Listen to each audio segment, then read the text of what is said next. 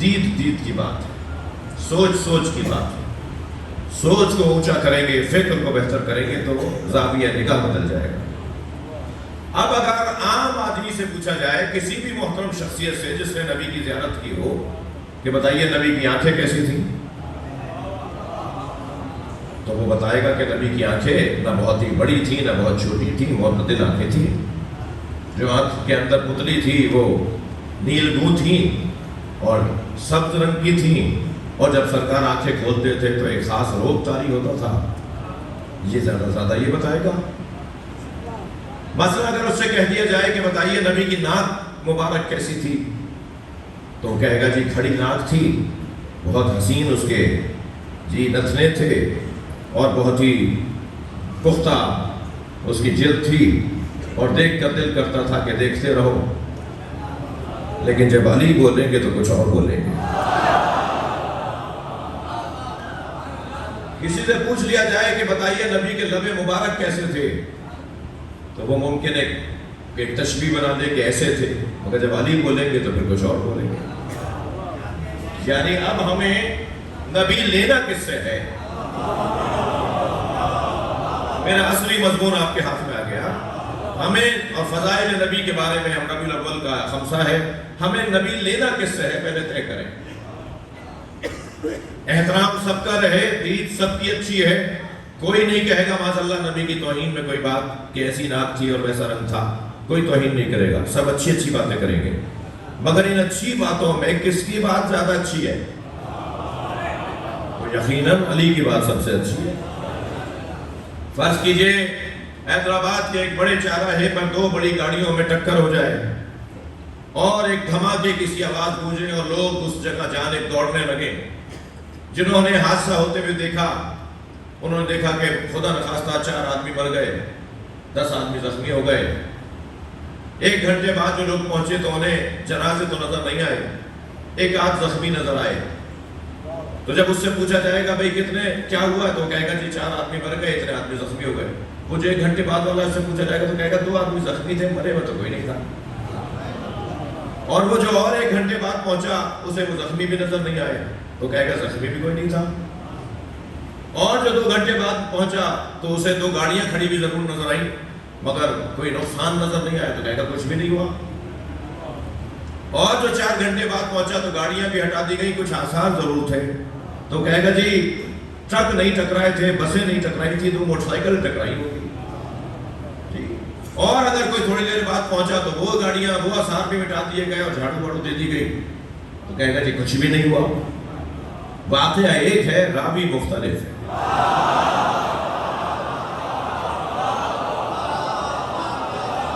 واقعہ ایک ہے، بیان مختلف ہے۔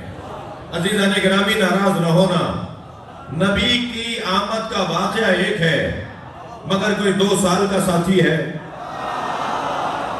کوئی 4 سال کا ساتھی ہے، کوئی 10 سال کا ساتھی ہے۔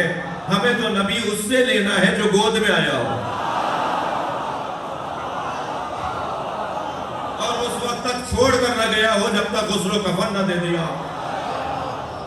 وہ بتائیں گے کہ نبی کیسے ہے۔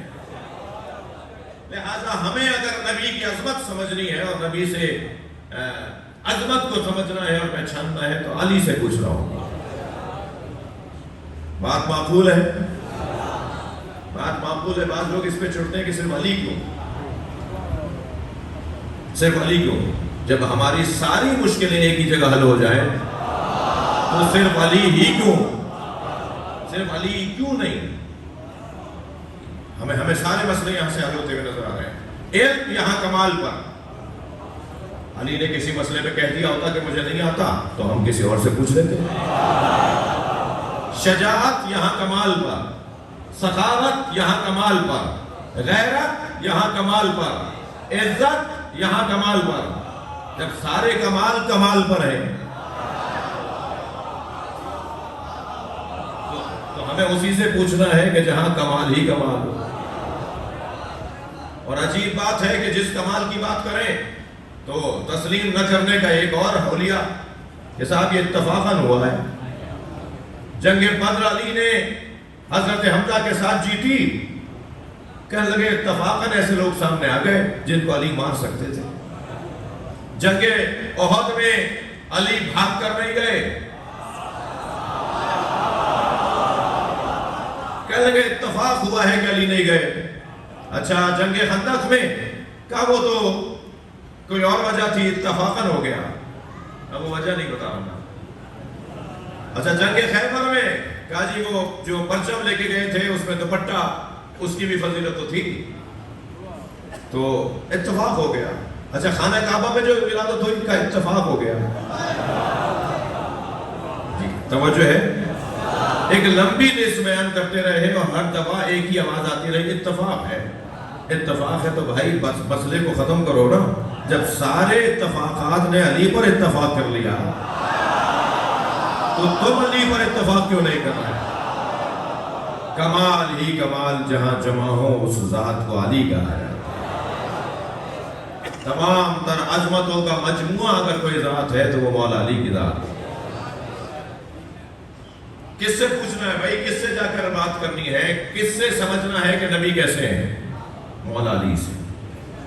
اب مولا کائنات سے پوچھا گیا کہ یا علی بتائیے، صف لنا نبینا یا امیر المومنین کا اننی نرا، ہمیں نبی ایسے بتائیں جیسے ہم اپنی آنکھوں سے دیکھ رہے ہیں.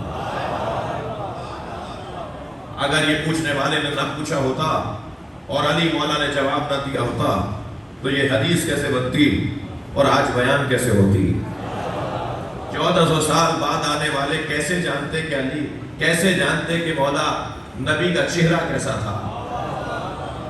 آج 1400 سال بعد آنے والے کیسے جانتے کہ سرکار کے لب کیسے تھے، ناک کیسی تھی، سرکار کی آنکھیں کیسی تھی؟ مولا علی بتا رہے ہیں. اور مولا علی نے جو بتایا وہ حدیث بنی اور پھر آج بیان ہو رہی ہے. فرمایا یا علی